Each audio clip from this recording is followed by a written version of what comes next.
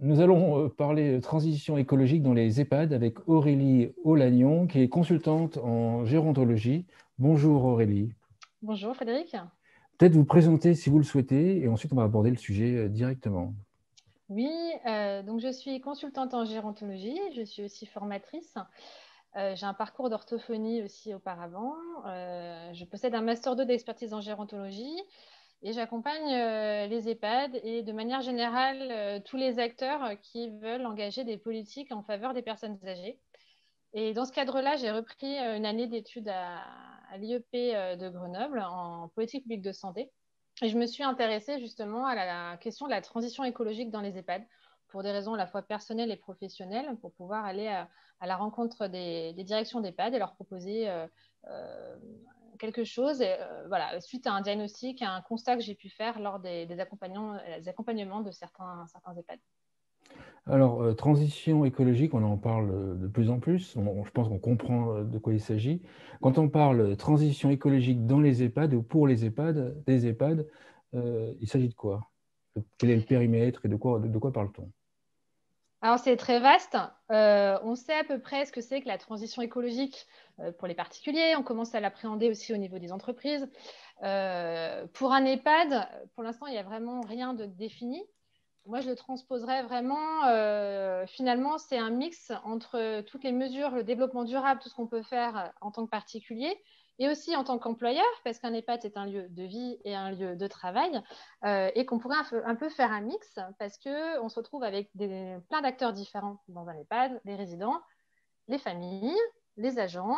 Et on a aussi tout l'écosystème de l'EHPAD autour. Et clairement, on a vraiment une matière pour engager des mesures écologiques. Et les mesures écologiques, de quoi on parle?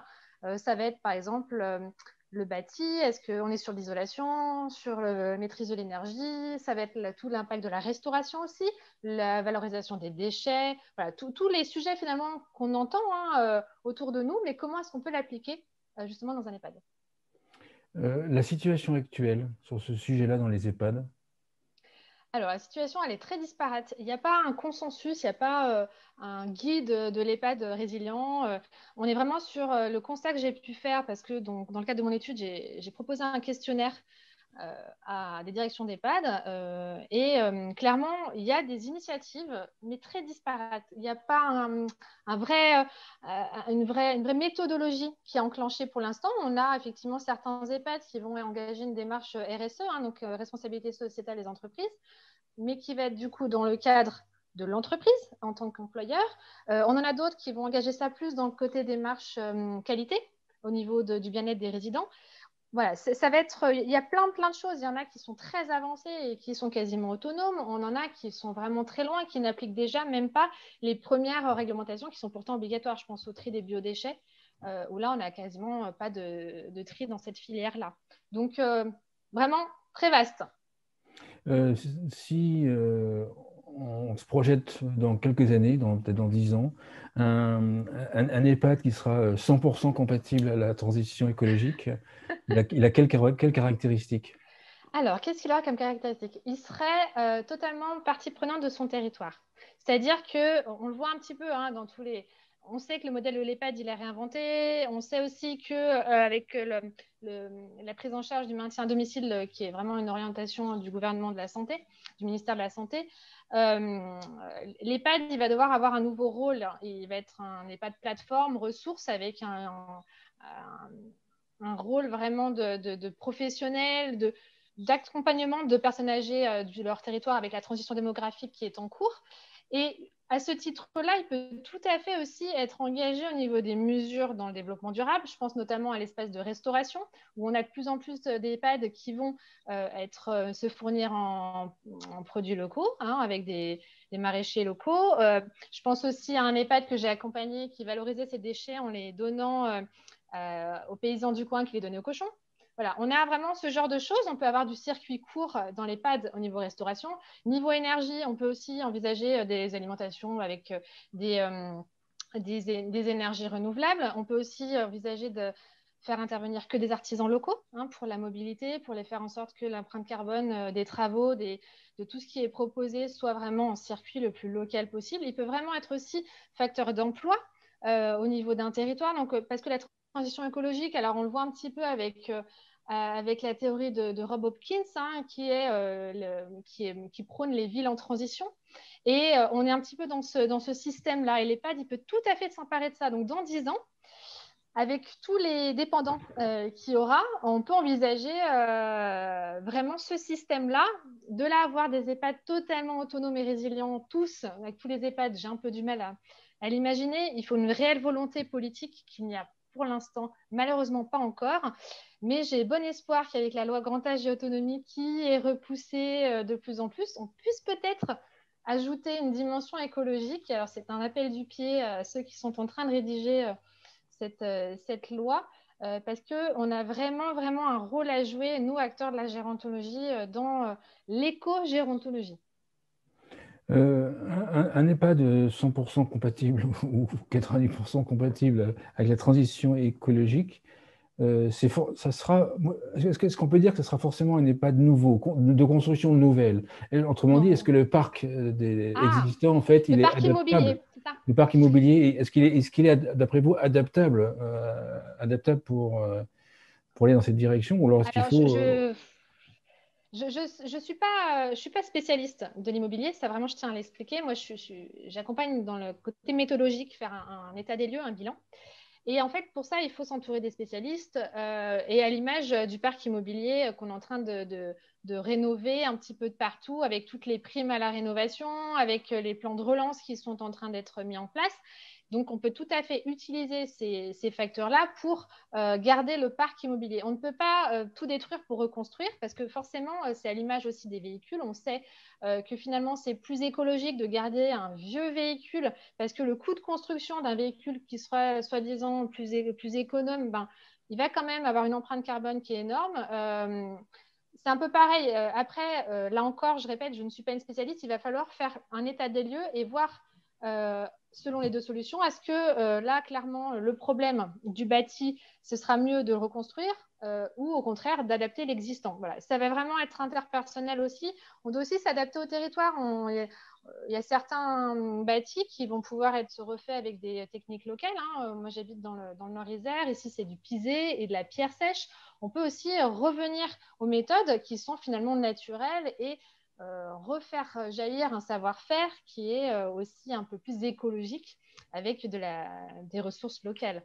Donc voilà, c'est vraiment très particulier à chaque EHPAD et ça, c'est quelque chose que j'ai la possibilité de dire là, c'est qu'il n'y aura pas un EHPAD, un modèle d'EHPAD écologique. Ce n'est pas possible parce qu'il n'y a pas deux territoires identiques quel que soit l'endroit, il n'y a pas deux écosystèmes territoriaux idem avec les mêmes parties prenantes, ce ne sera pas les mêmes acteurs locaux, ce ne seront pas les mêmes élus, ce ne seront pas tout ça. Et ce qui importe, ce qui sera identique, ce sera la démarche. La démarche sera la même. Mais moi, je refuse de vous proposer un prototype d'EHPAD. En tout cas, ce n'est pas ma façon de fonctionner. D'accord. Les bénéfices pour... moi, je possède un EHPAD. Comment est-ce qu'on me convainc et quel est mon bénéfice d'aller dans la transition écologique? Alors, si vous possédez un EHPAD, ça va dépendre un petit peu de votre EHPAD. On va dire que si vous êtes un directeur d'EHPAD qui veut vraiment, vraiment aller dans le sens bien-être des résidents, parce que c'est vraiment ça qui importe, on va essayer de faire en sorte déjà de ne pas augmenter le prix de journée. Hein, pour ne pas augmenter le prix de journée, et il faut aussi être accessible au plus grand nombre de personnes. L'idée, c'est aussi ça. Les avantages, ça va être faire de l'écologie, c'est favoriser la santé environnementale. La santé environnementale, c'est du bénéfice pour tout le monde. C'est faire attention à la consommation de médicaments. Donc, par exemple, utiliser plus les interventions non médicamenteuses. Un des répondants, un des directeurs d'EHPAD avec lesquels je me suis entretenue, me disait que justement, en mettant en place des thérapies non médicamenteuses, ils avaient réduit de 300% leur consommation de médicaments. Donc, forcément, ces médicaments non utilisés, c'est plein de choses. C'est à la fois effectivement pas de production de médicaments, pas de ressources. C'est de la sécurité sociale aussi. Hein. Ce n'est pas le contribuable qui avance ça. Et on n'a pas aussi non plus de molécules relâchées dans la nature. Et en faisant ça, c'était pas dit fait du bien aux résidents, mais il fait aussi du bien à tout son entourage, aux familles et aux futurs âgés aussi qui sont derrière et qui habitent cet écosystème-là. Donc ça, c'est le premier bénéfice. Donc on est vraiment sur de la santé. La santé va être bénéfique aussi pour les agents. les agents qui y travaillent, utiliser des produits chimiques pour faire le ménage ou utiliser des machines vapeur n'auront pas le même impact. Donc, l'impact, il va être vraiment aussi sur la qualité de vie au travail, sur la réduction des TMS, des troubles musculo-squelettiques. On aura vraiment aussi des machines qui vont être très ergonomiques. Oui, c'est un investissement et j'en viens du coup à mon troisième bénéfice qui va être un bénéfice financier. Parce que oui, on a l'impression que ça coûte cher. C'est vraiment une idée reçue, un a priori qui est vraiment très présent. C'est que faire de l'écologie, ça coûte cher. Or, moi, je peux vous prouver que faire de l'écologie, c'est au contraire faire des économies. Donc là, je vais parler de l'exemple de Dominique Gelmini, avec qui je travaille régulièrement et que j'apprécie beaucoup, qui a mis en place justement une espèce de méthodologie, pas une espèce, une méthodologie qu'il a créée au fil de l'eau sur plusieurs années. Justement, à l'origine, c'était pour faire des économies. Enfin, il s'est rendu compte qu'il y avait beaucoup de gaspillage alimentaire. Et en travaillant d'abord sur le gaspillage alimentaire, il a changé le circuit de restauration. Il a investi dans des fours vapeur. Les fours vapeur ont permis quoi? Ils ont permis d'avoir une viande beaucoup plus tendre. Viande plus tendre, du coup, ils en achetaient moins. Comme ils en achetaient moins, ils faisaient des économies. Les résidents étaient ravis parce que la viande était meilleure. Avec les économies réalisées, ils ont acheté des machines vapeur pour l'entretien de tous les pads. Et à chaque fois, ça a fait des économies. Il a commencé en 2013, nous sommes en 2021, ça fait à peu près 2 ans qu'il fait 40 000 euros d'économies par an, qu'il a retranscrit en temps de travail avec l'emploi du coup de 2 temps pleins, un temps plein et demi, je ne sais plus exactement. Mais à chaque fois, toutes les économies sont rebasculées vraiment dans un budget de fonctionnement. Ça a permis de garder le même prix de journée pour les résidents. Au final, on se retrouve avec un EHPAD qui est acteur local, vraiment, parce qu'il y a déjà, bon, ils ont ouvert physiquement l'EHPAD, les villageois passent dans l'enceinte de l'EHPAD pour aller au marché, mais comme ils ont mis en place une restauration en circuit court, en bio, les résidents sont vraiment ravis, les familles aussi.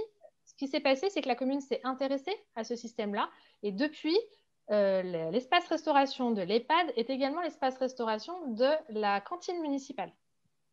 Donc, on se retrouve avec, à l'origine, une volonté, des démarches, des mesures qui ont commencé doucement. Et au final, on a tout le monde, tout l'écosystème qui bénéficie de cette petite mesure.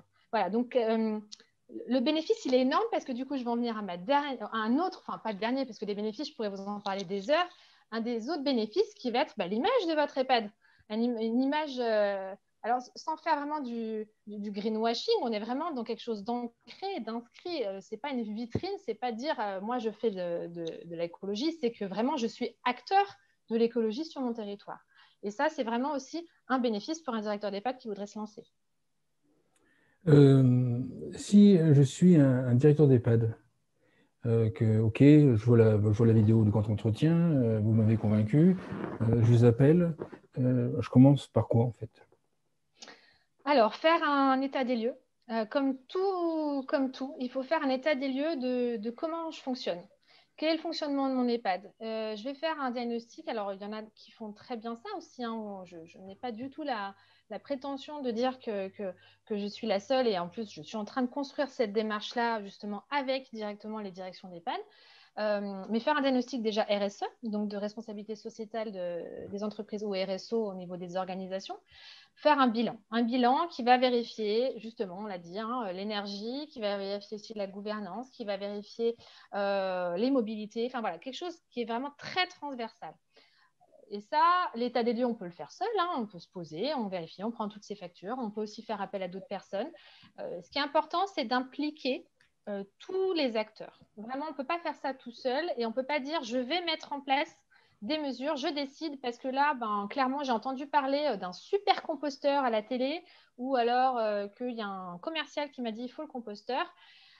Ce serait, je pense, de l'argent perdu par les fenêtres, jeté par les fenêtres si ça n'a pas été analysé au départ. Parce que quelqu'un qui, admettons, un EHPAD en pleine campagne, qui aurait un espace pour composter, ou comme je vous le disais tout à l'heure, un paysan à côté qui récupérerait les déchets, tout cet argent que vous aurez mis dans le composteur, clairement, vous pourrez le mettre ailleurs. Donc, quoi qu'il arrive, un bilan. Pour le début, c'est ça. Voilà. Ensuite, différentes étapes. Une fois que je vois le bilan, il y a une méthodologie. Vous allez m'aider avec une méthodologie. Vous allez m'aider par quel bout je prends. Parce qu'en fait, il y a énormément de travail à faire. C'est énorme, mais il suffit, il n'y a pas. Alors, c'est ce qui fait un peu peur, justement, c'est l'ampleur de la démarche. C'est C'est ça. l'ampleur de. Et ça, c'est vraiment un gros frein. Et pourtant, on peut commencer par un petit pas. Bon, on dit que la méthode des petits pas, ça ne sert pas forcément à grand-chose. Sauf que je reprends l'exemple de Dominique, il a commencé par les déchets. Il a dit, c'est pas possible, tout ce qu'on jette, c'est pas normal. Il est passé de 11 tonnes de déchets par an à 4. Ce Vous qui est voyez, énorme, énorme, c'est c'est énorme. énorme.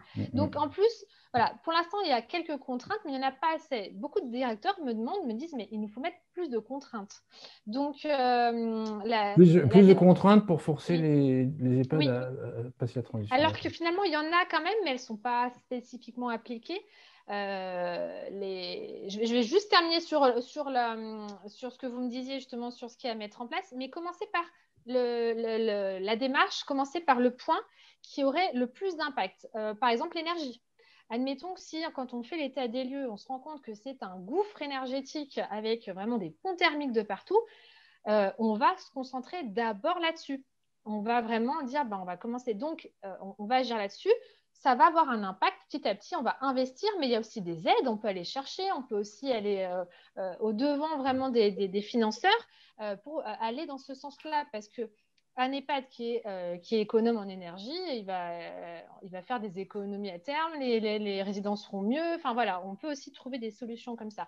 Par contre, un autre frein, c'est qu'on se retrouve sur un management du temps long et qui n'est pas forcément quelque chose qui est acté dans ce genre d'établissement où il y a beaucoup de turnover au niveau des directions, où on est alors là, on vient de passer en CPOM, hein, en contrat pluriannuel d'objectifs et de moyens, donc on voit peut-être avec un peu plus de long terme, mais pour l'instant, c'est pas dans la façon de fonctionner, de voir vraiment, bah, dans 10 ans, c'est génial, il sera très avancé. On fait le point dans 1 ou 2 ans, on voit quelle économie on a fait pour voir si on peut les rebasculer ailleurs.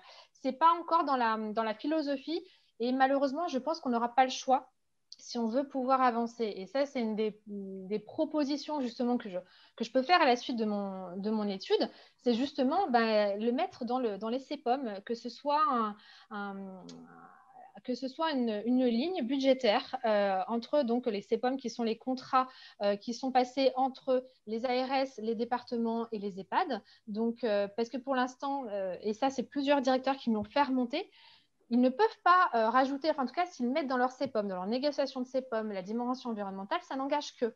Ça n'engage que parce que eux, ils ont le seul levier sur la partie hébergement. La partie santé, ce sera l'ARS et la partie dépendance, ce sera le département. Et eux, ils n'impliquent pas ces dimensions environnementales.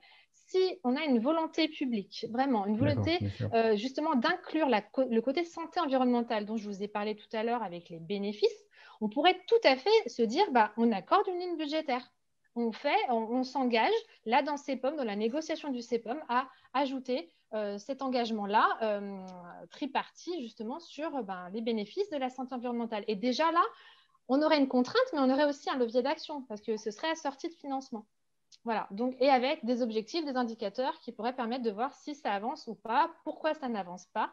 Et ça, c'est un des premiers leviers, levier qui sera aussi ajouté avec dans toute la démarche qualité des évaluations internes et externes, qu'on peut aussi ajouter dans la démarche qualité et qu'on peut mettre avec les agents, les résidents, pour que ce soit vraiment une cohérence. Et ça, ça revient au fait d'avoir un lieu qui soit à la fois un lieu de travail et un lieu de vie, avec des parties dont les intérêts ne sont pas forcément les mêmes hein, entre les agents et entre les résidents, mais on peut faire converger justement démarche qualité, RSE, grâce, grâce à la prise en compte de la démarche durable dans l'EHPAD. Clairement, ça peut être un levier d'action et je vais reprendre les propos d'un des directeurs qui m'a dit c'est clairement un sujet sur lequel on peut vraiment fédérer tous les acteurs de l'EHPAD. Et moi, je rajouterais même qu'on va même fédérer tout ce qui entoure l'EHPAD avec les acteurs de l'EHPAD. Voilà. Pourquoi fédérer tous les acteurs? Je comprends ceux qui vont, le paysan, celui qui va fournir l'alimentation, peut-être la pharmacie, etc. Je comprends, mais est-ce qu'il y a d'autres D'autres points? acteurs? Oui, Alors, d'autres acteurs en dehors de l'EHPAD, on va avoir tout ce qui va être commune, intercommunalité. Là, je vais vous donner l'exemple de Dominique toujours, hein, parce que il m'inspire beaucoup. Il avait envie de mettre en place des tricycles, hein, vous savez, électriques pour les personnes âgées pour que ces résidents puissent se déplacer. Et je trouvais ça super chouette. Mais forcément, il y a un petit peu le danger de laisser des personnes un peu fragiles sur les routes. Et clairement, l'intercommunalité qui a la compétence déplacement, mobilité, est obligée de s'emparer du sujet pour mettre en place des pistes cyclables. Donc finalement, ça aura un impact dans D'accord, ce d'accord, sens-là. d'accord. Ça aura un impact aussi avec les autres EHPAD, peut-être aussi à côté, qui vont s'emparer aussi des problématiques. Ce que je trouve intéressant dans votre approche, c'est que vous faites un audit et après, vous allez m'aider, moi, en tant que dirigeant d'EHPAD, à démultiplier mon ROI. C'est ça. C'est C'est en ça. fait par où commencer pour que j'ai un gain le plus rapidement possible. Parce que, en Oui, fait, oui, oui. parce que s'il n'y a pas cette démarche-là, puis on commence un petit peu au hasard, il y a le risque de faire d'investir et de ne pas avoir le gain et puis de s'essouffler Et quelque c'est part. exactement dans ces moments-là qu'on dit l'écologie, de toute façon, ça coûte cher. C'est ça. Alors que si on prend la démarche qui aura le plus grand delta et que justement on travaille à réduire ce delta, il y aura forcément rapidement des impacts. Ça n'empêche pas d'agir en parallèle sur d'autres démarches. Je pense justement aux poules. C'est bien le truc de mettre des poules. Si clairement ça peut faire partie d'un projet de l'animation, du PASA, de mettre en place un planning avec la prise en charge des poules, go, enfin, c'est bénéfique pour tout le monde et ça fait partie d'ailleurs du champ des interventions non médicamenteuses. Donc, on peut vraiment mêler accompagnement sanitaire, enfin, accompagnement, peut-être pas rééducation, mais vraiment la prise en soin des personnes grâce justement à des mesures environnementales. Quand on a préparé, un autre bénéfice, c'était la baisse du turnover, notamment dans les PAD dont vous parlez, en fait. Oui. Est-ce que vous pouvez expliquer à tous ce point? Alors oui, effectivement. Donc j'ai deux EHPAD qui m'ont justement souligné ce point. Justement, donc deux EHPAD qui ont mis en place des démarches durables, très avancées dans la démarche, et qui ont constaté au fil du temps que leurs employés, leurs agents étaient vraiment ravis de travailler dans cet établissement, que les résidents qui faisaient le choix d'entrer dans cet établissement le faisaient vraiment pour la démarche environnementale. Donc on est déjà sur une réputation, hein, le côté réputation de l'établissement, et que beaucoup d'agents avaient envie de travailler dans l'EHPAD pour cette raison-là. Et par exemple, dans le cas de l'EHPAD de Dominique, forcément, il y a une atmosphère, un bien vivre, un bien travailler dans cet établissement qui fait qu'il n'y a quasiment pas de turnover. Dans l'EHPAD, il s'est payé le luxe d'embaucher pendant le Covid. Donc, c'est quand même assez éloquent.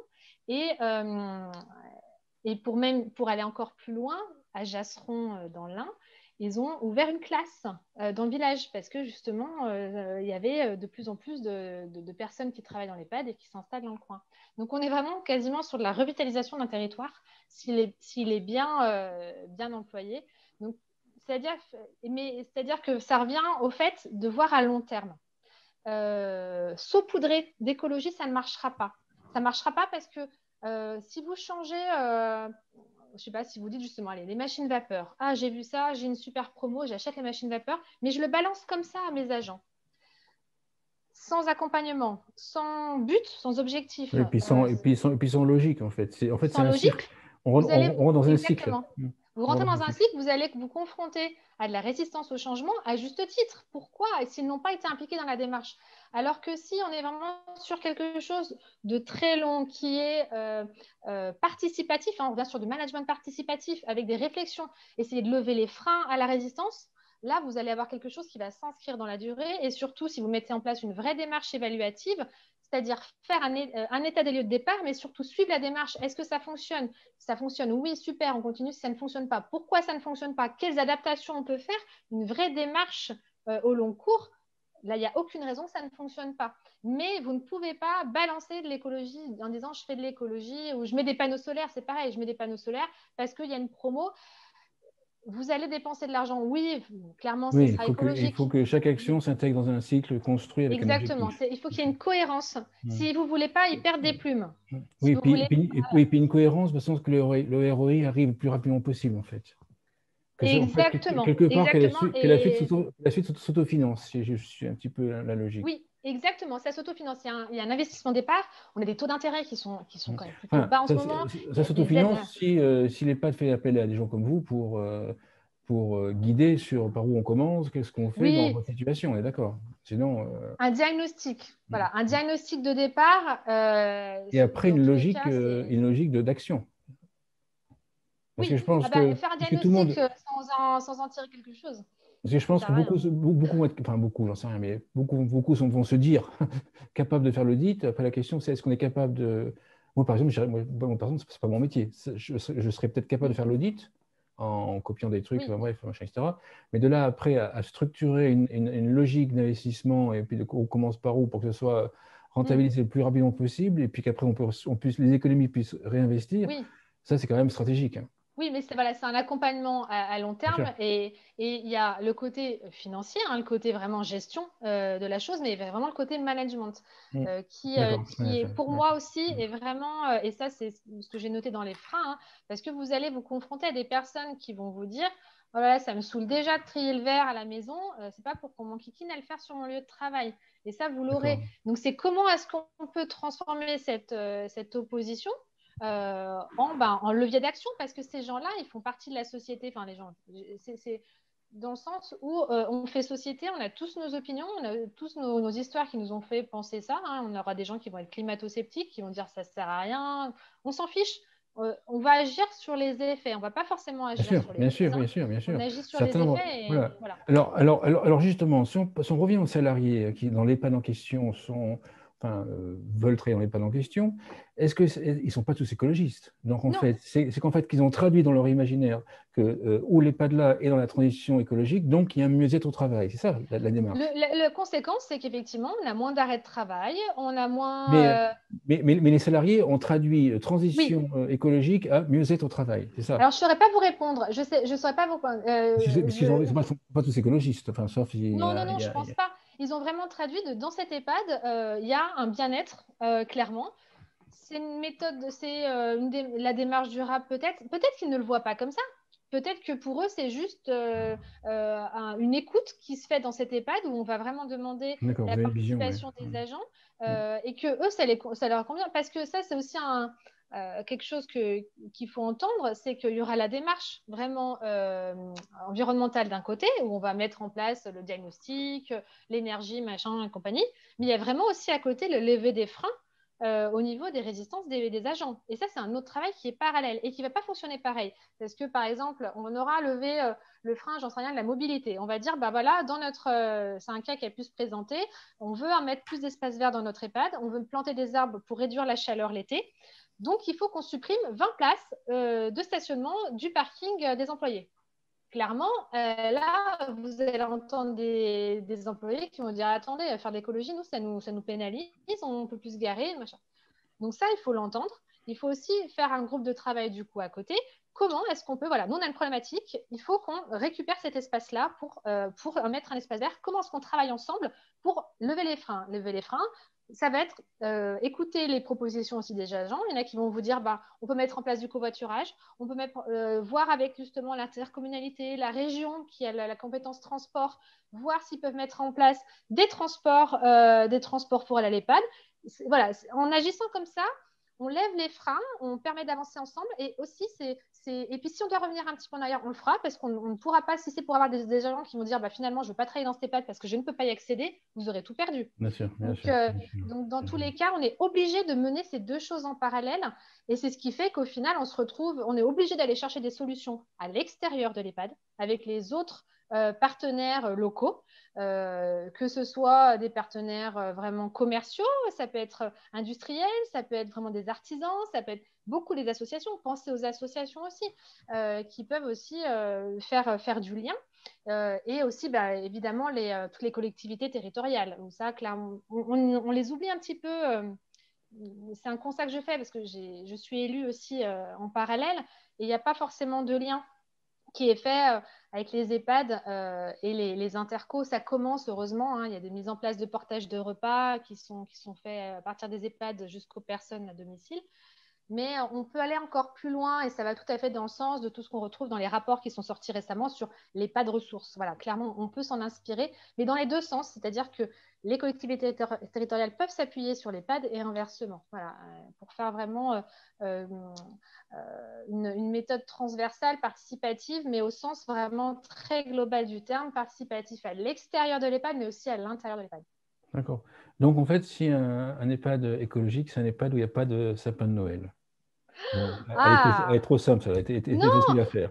Alors si, attendez, on peut avoir un sapin de Noël. Un Enfin, sapin sauf de si on est à Noël. Bordeaux. Enfin, ça dépend si on est à Bordeaux ou à Lyon. Enfin, je blague. Alors, un sapin de Noël n'est pas, c'est pas incompatible. On peut très bien aller chercher un sapin en forêt, le déterrer, le mettre dans un très joli pot décoré par des résidents ou fabriqué par un artisan local qu'on va garder, qu'après on va pouvoir replanter.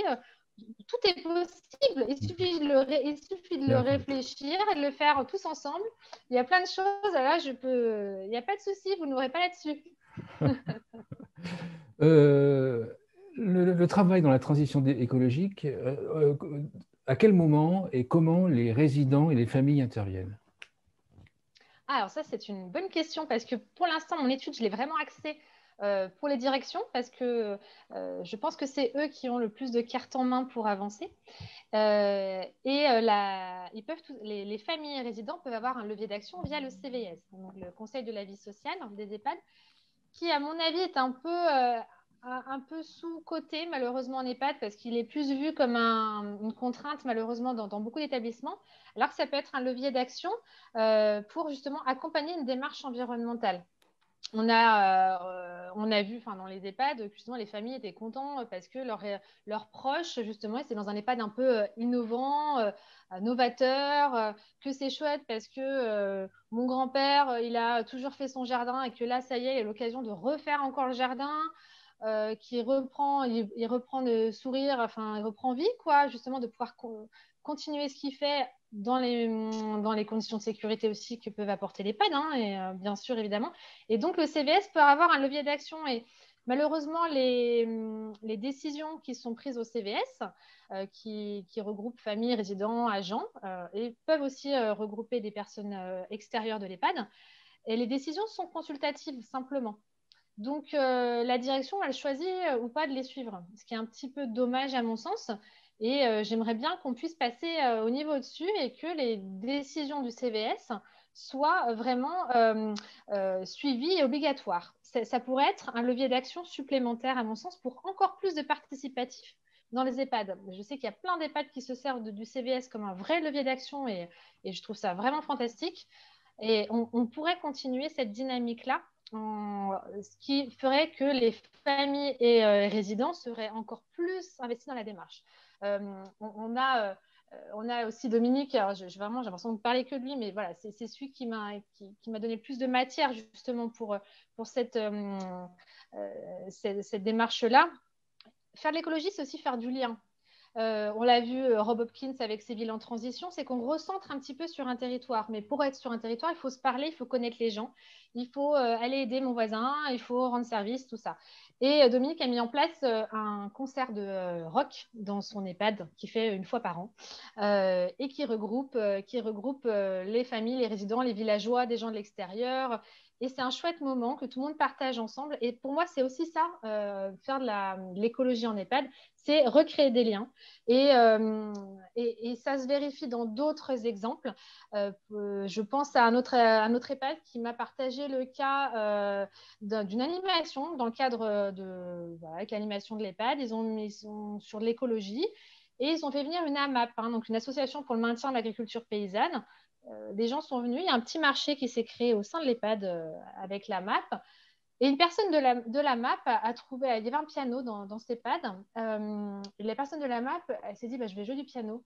Et elle a joué du piano et depuis, elle vient régulièrement et elle passe un moment avec les résidents. Et c'est donnant-donnant, c'est gratuit, c'est gratuit mais tellement riche finalement pour tout le monde. Et c'est ça aussi, ça c'est l'écologie. C'est aussi recréer ce lien-là. En faisant de l'écologie, on retrouve tout ce qui fait vraiment l'humanité. Et voilà, j'ai envie de voir du positif. On sait qu'il y a la transition démographique qui va être énorme, qu'on va se retrouver avec beaucoup de gens dépendants, qu'on ne sait pas si on aura assez de soignants, que tout ça. Mais on peut quand même avoir des petites lueurs d'espoir à travers des actions entreprises par les directions au niveau de la démarche environnementale en EHPAD. Une conclusion à l'émission. Une conclusion.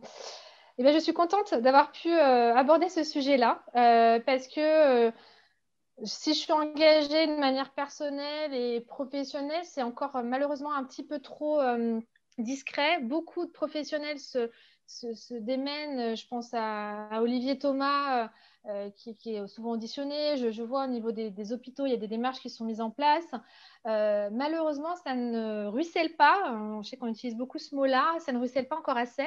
Et je suis contente d'avoir l'opportunité de pouvoir faire converger les deux transitions, transition démographique et transition écologique, parce que je pense sincèrement que beaucoup de réponses à ces problématiques-là sont communes. En tout cas, bravo, bravo. C'est une des premières dans mon émission où vous démontrez la relation entre transition démographique et transition écologique. Et je ne fais pas souvent des compliments, donc voilà, bravo. Je le prends avec grand plaisir. Merci Aurélie, Aurélie Alagnan. Je rappelle que vous êtes consultante en gérontologie. Merci beaucoup. C'est ça. Merci.